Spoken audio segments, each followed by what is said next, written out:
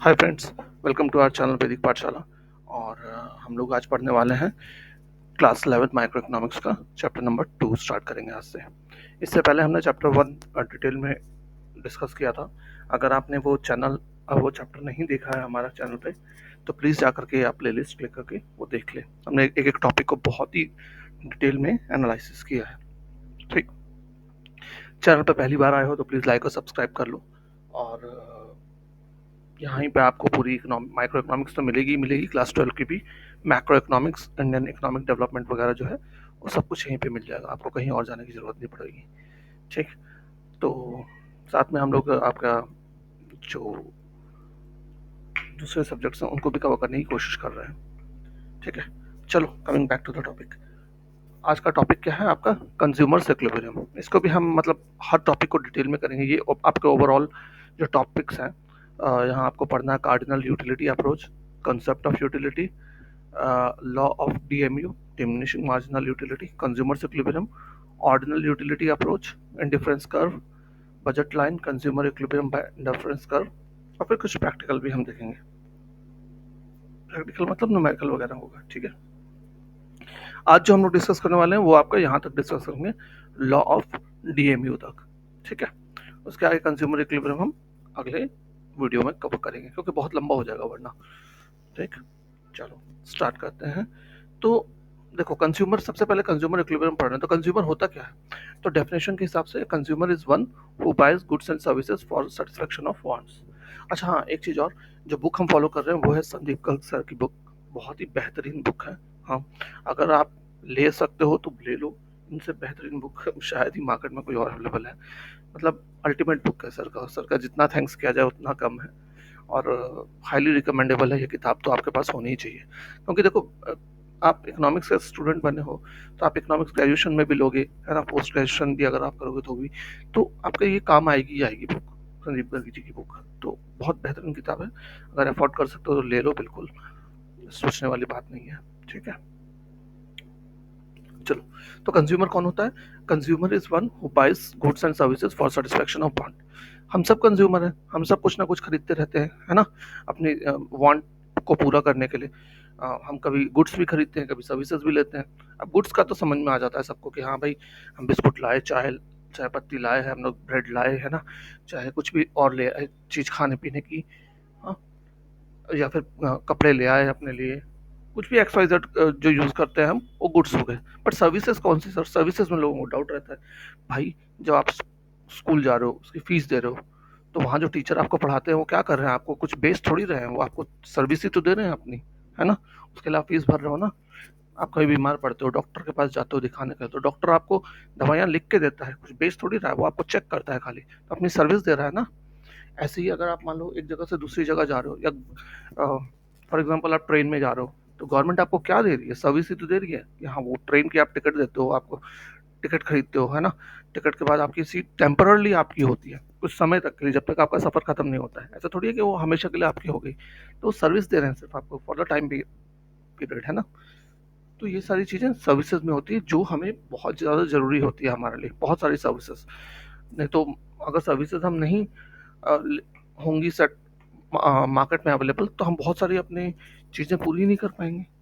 आपकी तो देख ही लिया, आपकी पढ़ाई की, आपका चाहे आप एक जगह से दूसरी जगह जाना चाहते हो, या फिर आपका डॉक्टर हो गए, है ना, ऐसे बहुत सारे और सर्विस होते हैं। आप किसी जगह गए, वहाँ रेस्टोरेंट की सर्विस लेते हो आप, हाँ, होटल की सर्विस लेते हो, कितनी सारी सर्विसेज खरीद रहे हो आप, है ना।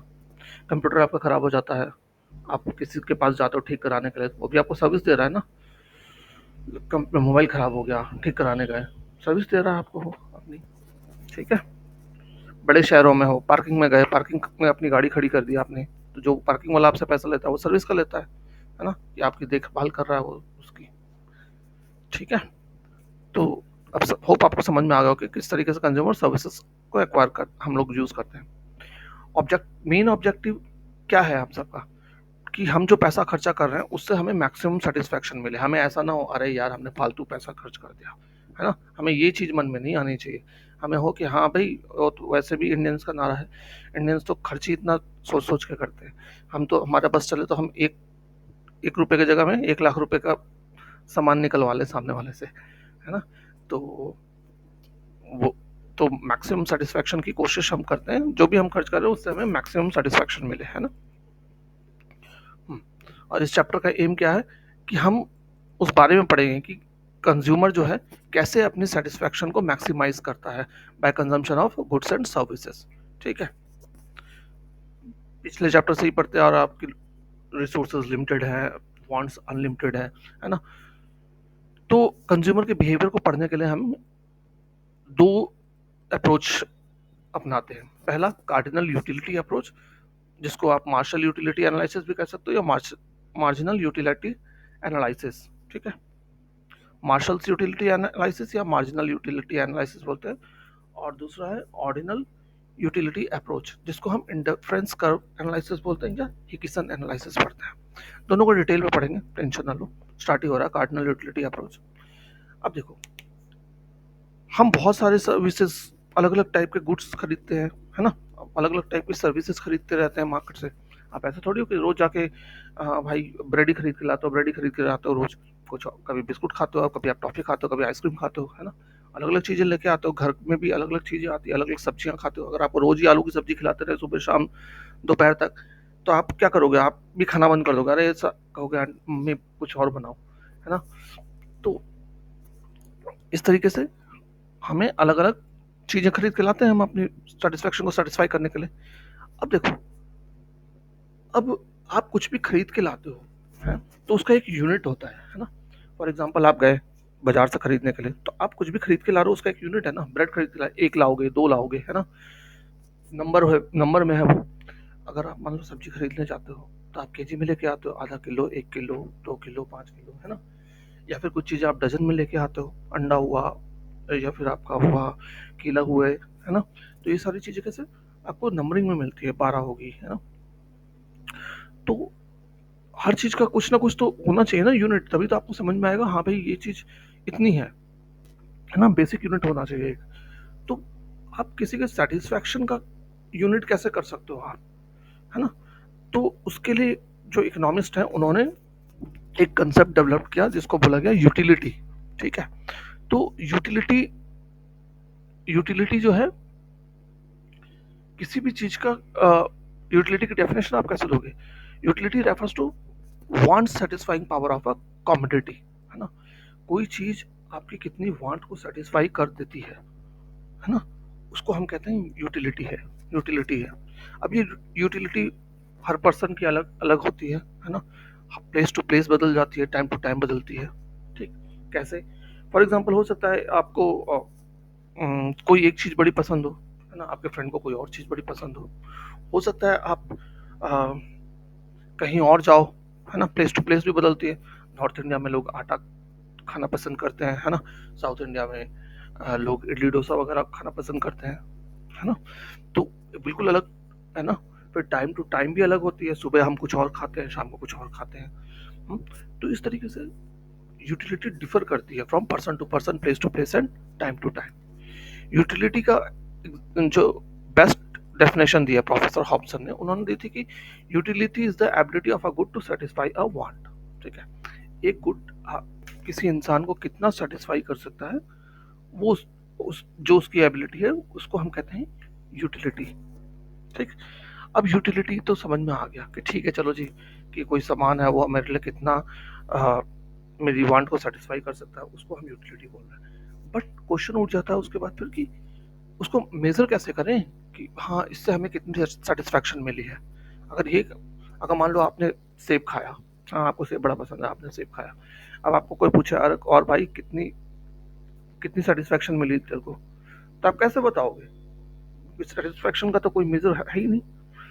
तो ये चीज को ओवरकम करने के लिए और न्यूमेरिकल वैल्यू से रिलेट करने के लिए, है ना, उसको क्या बोला गया, इकोनॉमिस्ट ने यूटिलिटी को कार्डिनल नंबर्स में डिस्क्राइब करने का सोचा, है ना।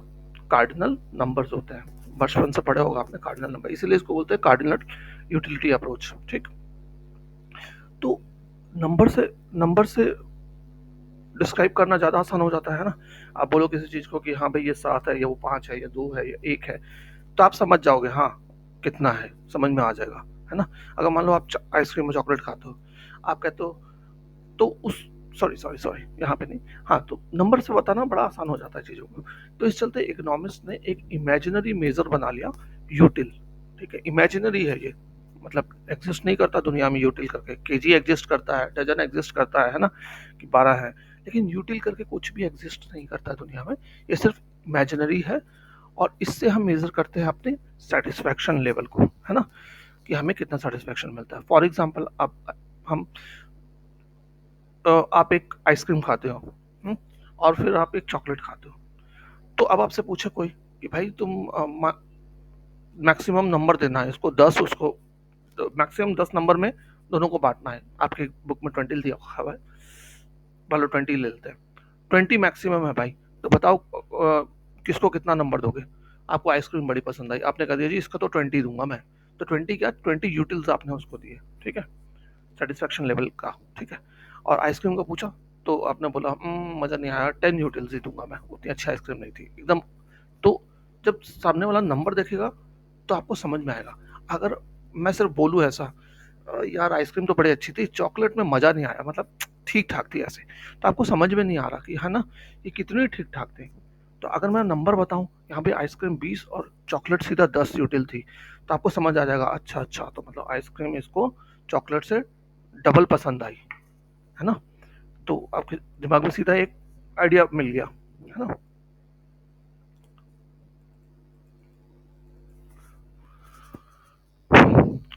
फिर इस तरीके से इकोनॉमिक्स ने शुरू कर दिया यूटिल्स का यूज़।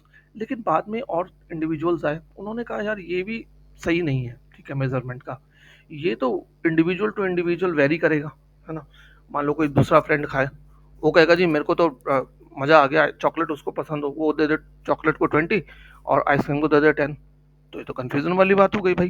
ये किसी चीज़ के बारे में आप लगाना चाहते हो एनालिसिस कि चॉकलेट कितनी बेटर होती है या आइसक्रीम कितनी बेटर होती है, तो नहीं लगा सकते, है ना। तो फिर इकोनॉमिस्टों ने दिमाग लगाया बड़ा। तो उन्हीं में से एक बड़े माने जाते हैं इकोनॉमिस्ट, मार्शल जी। अब मार्शल जी ने कहा कि नहीं नहीं नहीं नहीं, नहीं, ये जो इकोनॉ यूटिलिटी है इसको मॉनेटरी टर्म में डिस्क्राइब करो भाई, ठीक है। तो utility can be measured in terms of money या price which the consumer is willing to pay, है ना।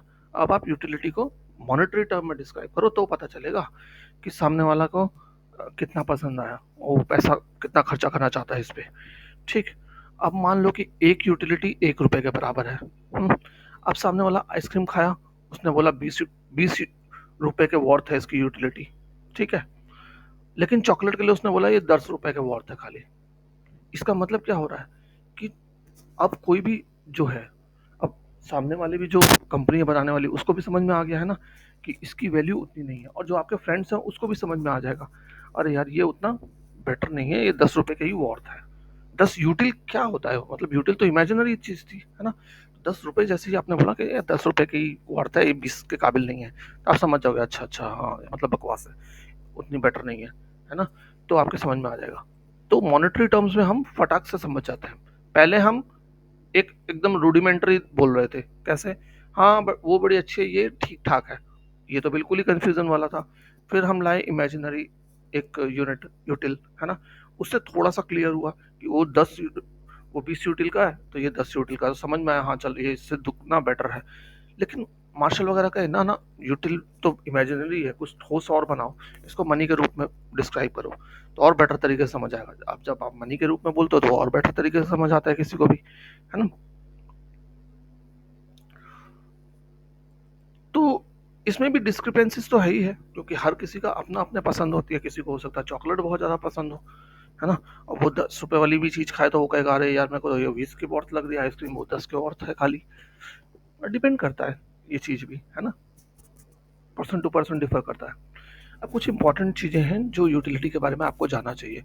Do not get confuse with the dictionary meaning of utility. Utility का डिक्शनरी मीनिंग क्या होता है?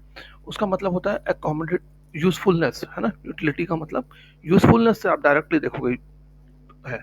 लेकिन इकोनॉमिस्ट को जो है, हायर यूटिलिटी का मतलब ग्रेटर यूजफुलनेस नहीं हो सकता। यूजफुल कोई चीज़ कब होती है? यहाँ पर आपके यहाँ बुक भी एग्जाम्पल भी दे रखा है।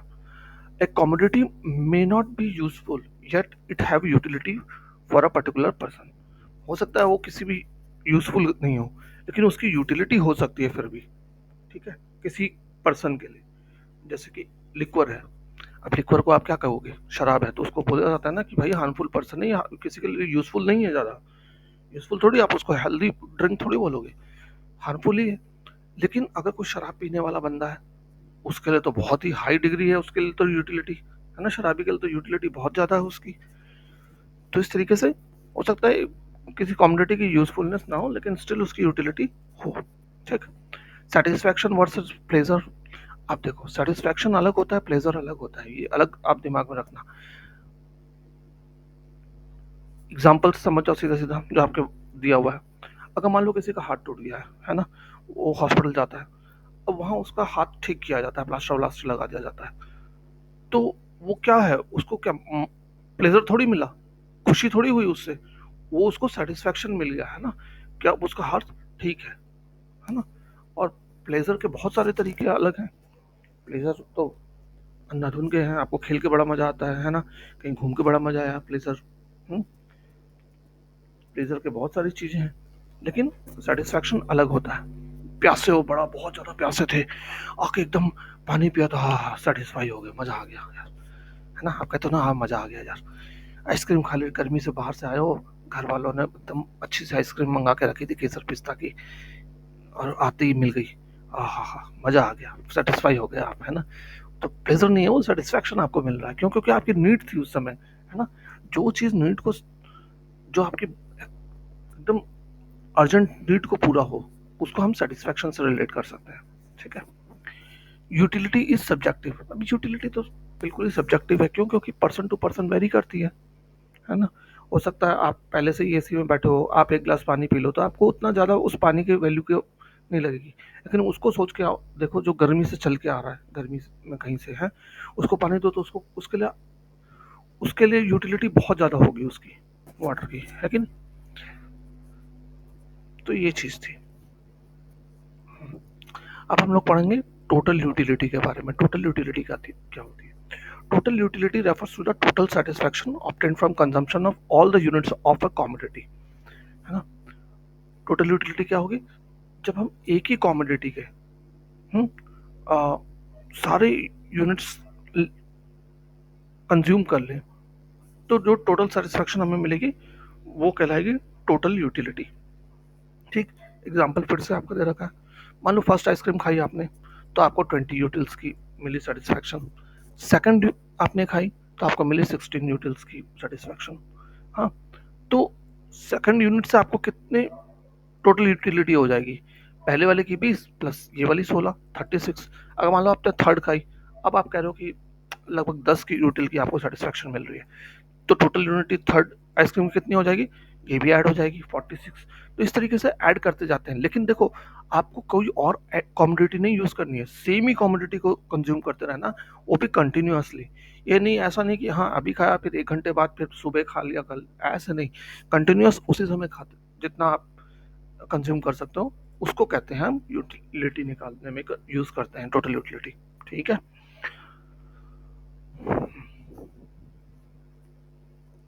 अब दूसरी टर्म है marginal utility. Marginal utility is the additional utility derived from consumption of one more unit of the given commodity। Marginal utility क्या होती है, हम बोलते हैं ना किसी चीज से, अरे मार्जिन से एकदम पास हो गए भाई, मार्जिनल नंबर आए हैं, मार्जिन एकदम मार्जिन से पास हो गए। मार्जिन मतलब जो एक थोड़ा सा एक्स्ट्रा, जो आप एक एडिशनल यूनिट जब किसी और चीज का कंज्यूम करते हो, है ना, एक और आइसक्रीम खा के जो सेटिस्फैक्शन आपको मिला, उसको मार्जिनल यूटिलिटी बोलेंगे आप। ठीक है। इसको इसको निकालते कैसे हैं, इसको निकालेंगे आप, जो प्रेजेंट वाली यूटिलिटी है, हम्म, वो माइनस जो इससे पहले वाली टोटल यूटिलिटी आई थी वो। ठीक है।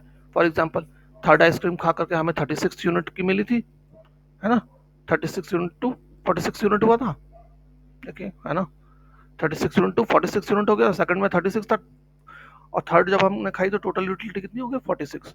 तो हमें थर्ड आइसक्रीम की मार्जिनल यूटिलिटी निकालनी है, तो कितनी होगी, 46 माइनस 36। ठीक है। Total utility of the nth item minus n minus 1 item. तो 46 माइनस 36, ठीक है। ये वाला फॉर्मूला है आपका, याद रख लेना, ठीक है। कुछ याद रखने लायक है ही नहीं, इतना आसान है। अगर मान लो ये तो आसपास में है तो समझ में आ गया। अगर मान लो बहुत सारे आइटम्स आपने कंज्यूम कर लिए हो, उसके बाद बोल रहे हैं कि इस मार्जिनल यूटिलिटी अब कितनी है भाई, तो बताओ, तो ये तो मुश्किल हो जाएगा। तो आप क्या करोगे, चेंज इन टोटल यूटिलिटी करोगे, है ना। टोटल यूटिलिटी का change divided by total quantity consumed. मान लो बीच में 7-8 है, अब आप कह रहे हो कि भाई आपको मार्जिनल यूटिलिटी निकालनी है दूसरे की, और आप पहुंच गए हो 8वें पे, है ना। तो आप कैसे निकालोगे, तो आप निकालोगे जो 8वें की है माइनस दूसरे की, डिवाइडेड बाय टोटल बीच में 6 क्वांटिटीज आपने कंज्यूम की, तो डिवाइडेड बाय 6, ठीक है। ये आएगा आपका मार्जिनल यूटिलिटी, ऐसे भी निकाली जाती है। तो ये दो फॉर्मूले मार्जिनल यूटिलिटी निकालने के, ठीक। कुछ खास नहीं है यार, छोटी सी बात है एकदम। अब तो आप लोग ये आज पढ़ के आप लोग इकोनॉमिस्ट बन जाओगे एक तरीके से, देखना आप बहुत कुछ समझ जाओगे, बहुत कुछ बता सकोगे, आपको बहुत कुछ समझ आ जाएगा ह्यूमन बिहेवियर के बारे में,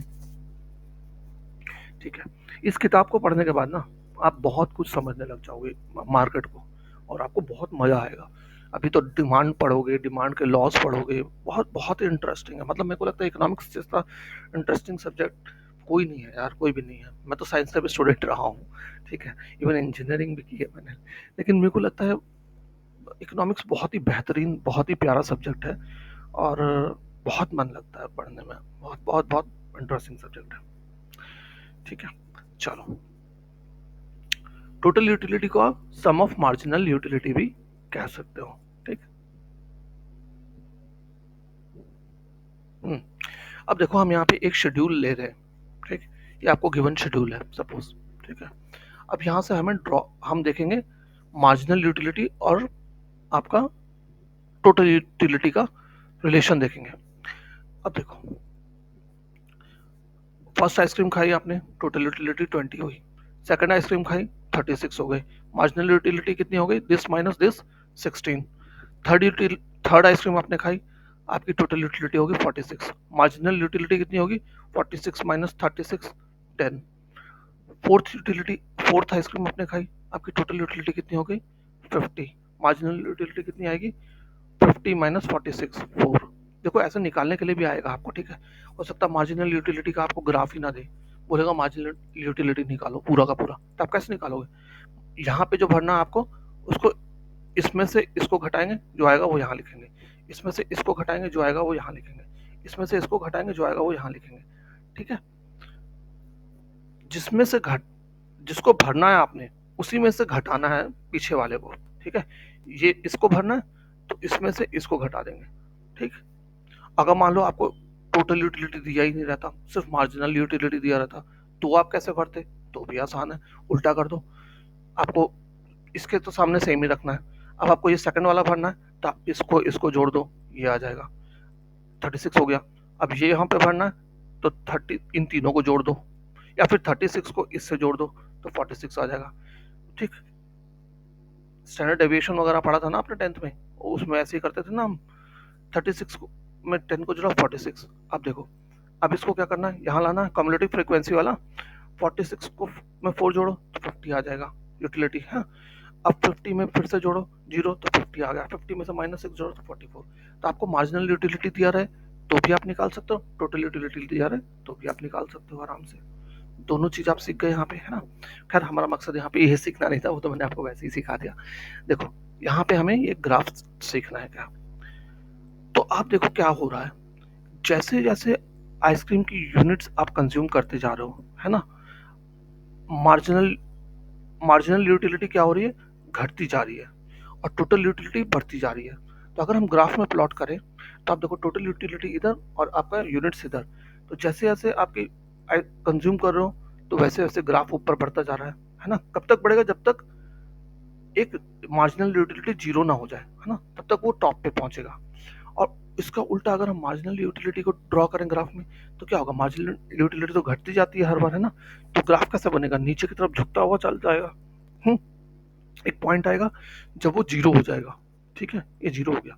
अब देखो कोरिलेशन इन दोनों का, जब मार्जिनल यूटिलिटी जीरो होती है, ठीक है, मार्जिनल यूटिलिटी जब जीरो पहुंच जाती है, तो मैक्स यू जो होता है वो मैक्सिमम पे पर पहुंच जाता है, ठीक है, मैक्सिमम पॉइंट पर पहुंच जाता है।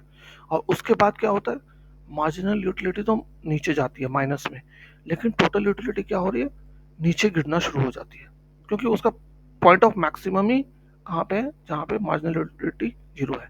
तो इस पॉइंट को जहाँ पे मार्जिनल यूटिलिटी जीरो और टी यू मैक्सिमम हो, उसको हम कहते हैं पॉइंट ऑफ सेटिएटी या फिर मैक्सिमम सेटिस्फैक्शन पॉइंट बोलते हैं, स्टेज ऑफ मैक्सिमम सेटिस्फैक्शन, ठीक है। तो ये आपको याद रखना है ग्राफ से। चलो, अगला क्या है, पॉजिटिव मार्जिनल यूटिलिटी कब होती है। पॉजिटिव मार्जिनल यूटिलिटी तब होती है जब टोटल यूटिलिटी इंक्रीज करती रहती है जैसे जैसे consumer additional unit of commodity consume करता है, ठीक है। तो इस वाले पोर्शन को हम कहेंगे पॉजिटिव है ना, पॉजिटिव आपकी मार्जिनल यूटिलिटी है। जीरो मार्जिनल यूटिलिटी वो पॉइंट जहाँ पे कोई चेंज नहीं हो, हाँ, उसको हम कहते हैं मार्जिनल यूटिलिटी, या जीरो हो जाए मार्जिनल यूटिलिटी जहाँ पे, उसको हम कहते हैं जीरो मार्जिनल यूटिलिटी। डिफाइन कैसे करेंगे, if the consumption of an additional unit of commodity causes no change in the total utility, है ना। अब देखो इसने चौथे से पांचवें में आ गया लेकिन टोटल यूटिलिटी में कोई चेंज नहीं आया, है ना। तो ऐसे पॉइंट को हम क्या कहेंगे, जीरो मार्जिनल यूटिलिटी हो जाता है वो, इसी को पॉइंट ऑफ सेटिलिटी या पॉइंट ऑफ मैक्सिमम सेटिस्फैक्शन। फिर नेगेटिव मार्जिनल यूटिलिटी, अगर हम एडिशनल यूनिट कंज्यूम करें और टोटल यूटिलिटी फॉल करने लग जाए तो उसको हम क्या कहेंगे, मार्जिनल यूटिलिटी को नेगेटिव कहेंगे, ठीक है। उसको डिसयूटिलिटी भी कहते हैं, नेगेटिव यूटिलिटी को हम डिसयूटिलिटी भी कहते हैं, ठीक। तो रिलेशनशिप समझ में आ गया आपको, है ना। जैसे जैसे टी यू बढ़ेगा वैसे वैसे एम यू घटता जाता है, घटते घटते एक पॉइंट आता है जहाँ पे एम यू जीरो हो जाता है, उस समय टी यू क्या होता है, मैक्सिमम पे होता है, उस पॉइंट को हम कहते हैं पॉइंट ऑफ सेटिएटी। उसके बियॉन्ड एम यू नेगेटिव चला जाता है और टी यू फॉल करने लग जाता है, ठीक। ये है टी यू और एम यू का रिलेशन। अब एक बहुत इंपॉर्टेंट है law of diminishing marginal utility, ये इसी से रिलेटेड था जो हमने पढ़ा है और कुछ नहीं है। चलो, सबसे पहले तो law of diminishing marginal utility क्या है, क्या रहा है। लॉ ऑफ डीएमयू बोलता है, states that as we consume more and more units of a commodity, the utility derived from each successive units goes on decreasing। ये कह रहा है कि अगर हम एक ही कॉमोडिटी की चीज बार बार कंज्यूम करते हैं, है ना, जितना ज्यादा कंज्यूम करने लग जाएंगे तो utility derived goes on decreasing, है ना। वो तो आपने इससे दिख ही रहा था अपने को यहाँ से, मार्जिनल यूटिलिटी से, है ना, कि जैसे जैसे हम बढ़ा रहे हैं कंजम्पशन एक ही कॉमोडिटी का, आइसक्रीम का ही, आप देखो मार्जिनल यूटिलिटी क्या हो रही है, गिरना शुरू हो गई है ना, गिरना चालू कर देती है। वही है law of diminishing marginal utility. Definition आपको याद रखना, एग्जाम में 100% आएगा आपके। हम क्या करते हैं जब कुछ गुड्स खरीदना चाहते हैं तो हम कोई एक ही टाइप का गुड खरीद के नहीं आते। फॉर एग्जांपल आप सब्जी लेने जाते हो बाजार में तो आप क्या खाली एक ही टाइप की सब्जी ले आते हो, आलू आलू, या फिर कोई और कौन सी सब्जी होती है यार, घिया घिया ले आए, या कटहल कटहल ले आए, या परवल परवल ले आए, ऐसा थोड़ी होता है। आप बहुत सारी सब्जियां मिक्स करके लाते हो, क्यों, क्योंकि आप रोज अलग अलग खाना चाहते हो, एक ही खाओगे तो आपकी सेटिस्फेक्शन नहीं होगी, है ना। तो वही आपका बोलता है law of diminishing marginal utility, ठीक। ये पूरी राम कहानी लिखी हुई, आप समझ पढ़ लेना। इसी को हम क्या बोलते हैं, ये किसने दिया था, German economist H H Gaussian ने, और इसी को हम एक और नाम देते हैं गोसेंस फर्स्ट लॉ ऑफ कंजम्पशन, ठीक है, law of diminishing marginal utility को। अब देखो, किसी भी लॉ को बनाने में कुछ चीजें मान ली जाती हैं कि ऐसी है, वैसी हो जरूरी नहीं है, बट हम सिर्फ मान लेते हैं, अज्यूम कर लेते हैं, ठीक है। तो इसको भी लॉ ऑफ डीएमयू के लिए भी कुछ एजम्पशंस हैं। यहाँ पे 10 एजम्पशंस है, आपको 10 एजम्पशन याद रखनी है, ठीक। चलो, देखो लॉ ऑफ डीएमयू तो 100% आएगा यार आपको एग्जाम में लिखने में, ये भी और एजम्पशंस भी, क्योंकि ये सबसे ज्यादा इंपॉर्टेंट आपके पूरी इकोनॉमिक्स की, माइक्रो इकोनॉमिक्स की बुक का है पॉइंट, ठीक। तो सबसे पहले एजम्पशन क्या माना जाता है, देखो जब आप कोई गाड़ी भी खरीदने जाते हो, चाहे कुछ भी खरीदने जाते हो, तो क्या करते हैं, वो टर्म्स एंड कंडीशन लिखे हुए होती है उसमें, है ना, कि भाई साहब ये जो टर्म एंड कंडीशन मानोगे तो ही वो एप्लीकेबल होगा जो हमने प्रचार में दिखाया, वरना नहीं होगा एप्लीकेबल, ठीक है, चाहे कोर्ट में केस करो चाहे कुछ करो, फिर वो कहेंगे सर आपने तो टर्म एंड कंडीशन लिखी हुई है, इन्होंने टर्म एंड कंडीशन पढ़ी नहीं। ठीक, चलो, तो एजम्पशन पहला क्या है, कार्डिनल मेजरमेंट ऑफ यूटिलिटी। सबसे पहले एजम्पशन क्या है कि हम कार्डिनल मेजरमेंट ऑफ यूटिलिटी, माना जाता है कि यूटिलिटी को मेजर किया जा सकता है, कंज्यूमर जो है अपनी सेटिस्फैक्शन को नंबर्स में, क्वांटिटिव नंबर्स या कार्डिनल नंबर्स में डिस्क्राइब कर सकता है। सबसे पहले एजम्पशन ये है। दूसरा, monetary measurement of utility, utility को मॉनेटरी टर्म्स में भी मेजर किया जा सकता है, हमने ये भी माना हुआ है। तीसरा, कंजम्पशन ऑफ रीजनेबल क्वांटिटी, अब जो आप कंज्यूम कर रहे हो वो ठीक ठाक क्वांटिटी होनी चाहिए। फॉर एग्जांपल हम कंज्यूम करने की बात कर रहे हैं पानी की, है ना, कि पानी का पहला ग्लास पिया आपने सेटिस्फेक्शन मिला, दूसरा ग्लास पिया तो सेटिस्फेक्शन मिला। ऐसा नहीं कि एक चम्मच पिया आपने तो सेटिस्फेक्शन मिला, वो तो आप फिर 50 चम्मच पियोगे तब जाके आपको सेटिस्फेक्शन मिलेगा। और जितना हर बार चम्मच पहला चम्मच से कम मिलेगा, दूसरे से बढ़ेगा, तीसरे से और बढ़ेगा, चौथे से और बढ़ेगा, ये तो बढ़ती चल जाएगी, ये तो उल्टा कर देगा लॉ को। तो नहीं, एक रीजनेबल क्वांटिटी आपको कंज्यूम करनी पड़ेगी, ठीक है, तभी आप बोल सकते हो। ठीक है, कंटिन्यूअस कंजम्पशन, आपको एक ही टाइम में कंज्यूम कंज्यूम करना है। ऐसा नहीं कि आप आज खा रहे हो फिर 5 घंटे बाद खा रहे हो अभी, फिर आप कल शाम को खाओगे, फिर उस हिसाब से यूटिलिटी आप मान रहे हो कि डीएमयू को एप्लीकेबल करवा रहे हो। नहीं, कंटिन्यूअस कंजम्पशन होना चाहिए। ठीक है, नो चेंज इन क्वालिटी, और जो चीज़ आप कंज्यूम कर रहे हो उसकी क्वालिटी चेंज नहीं होनी चाहिए, सेम ही चीज़ की आपको नापनी है यूटिलिटी। ऐसा नहीं हो कि आपने अभी तो खाई वनीला आइसक्रीम, बाद में आप खा रहे हो केसर पिस्ता, आप कह रहे हो यार बाद में मेरे को या पहले आपने खा ली केसर पिस्ता, बाद में आप खा रहे हो भाई वनीला, कह रहे हो मज़ा नहीं आ रहा। हम्म, या फिर उल्टा, सॉरी उल्टा होगा, है ना, पहले वनीला खाई फिर बाद में आप कह रहे हो कि केसर पिस्ता खा रहे हो, तो आप और दबा के 2 4 और खा गए, अरे बड़ा मज़ा आ रहा है, तो ये तो उल्टा कर दोगे आप, है ना। तो क्वालिटी सेम ही होनी चाहिए। अगर केसर पिस्ता भी आप शुरू से खाओगे तो आपकी भी धीरे धीरे गिरने लग जाएगी, अगर आपको पसंद भी हो तो, है ना। पहले पता चला पहला खाओगे दूसरा खाओगे, हो सकता है सेम ही दो आप यूटिलिटी, लेकिन तीसरा में 100% आप कम करना चालू कर दोगे, चौथा पांचवा छठा आते आते तो आप कहोगे भाई बस बंद कर दे, और नहीं खानी मैंने। ठीक, तो सेम ही चीज होनी चाहिए, क्वालिटी चेंज नहीं होनी चाहिए बिल्कुल भी। रैशनल कंज्यूमर, ये माना जा रहा है कि भाई जो हमारा कंज्यूमर है वो बहुत ही समझदार है, वो चीज़ों को मेजर कर सकता है, कैलकुलेट कर सकता है, कंपेयर कर सकता है, और हमें बता भी सकता है कि उसको कितना सेटिस्फैक्शन मिला है। तो रैशनल है कंज्यूमर। ठीक, इंडिपेंडेंट यूटिलिटी, कॉमोडिटीज की इंडिपेंडेंट यूटिलिटी होती है, हर हर कॉमोडिटी की, है ना।